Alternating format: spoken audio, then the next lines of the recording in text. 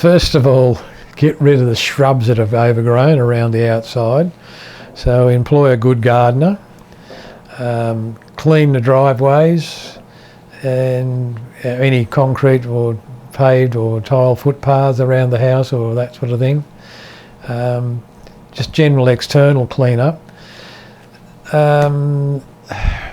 There's two schools of thought regarding bathrooms and kitchens, whether you renovate them before you sell. My thought is, if it's tidy and it's presentable, leave it as is, because you never know, the person who's going to buy is going to pull it all out and put in what they want anyway. So you could be in a situation where you spend $40,000 and upgrade the two, and the person behind you comes in and pulls it all out and puts their own in there, because your taste or your idea is what might marry what they're wanting. So it's a general coat of paint right throughout, brightens it all up. Maybe replace the carpets, but at least clean them.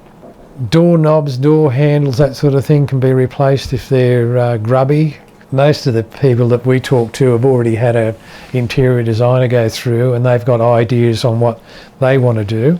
So we fit in behind them and we do the general repair work behind that. The biggest mistake you can make with selling a house is to spend too much money on it. What's it called? Just a little bit of money to do a lack and lip here and lip there, and just to make it look tidy. Get rid of all the dog marks on the wall, the cat marks on the fly screens, and that sort of stuff. So it's first impressions. Yeah. Different real estate agents we work for have different ideas. They like us to do the kitchen and bathroom. That's the most important thing. And the owners are being convinced by them to do that. So we're happy to service that. But I think the first thing is make sure everything looks clean and tidy outside.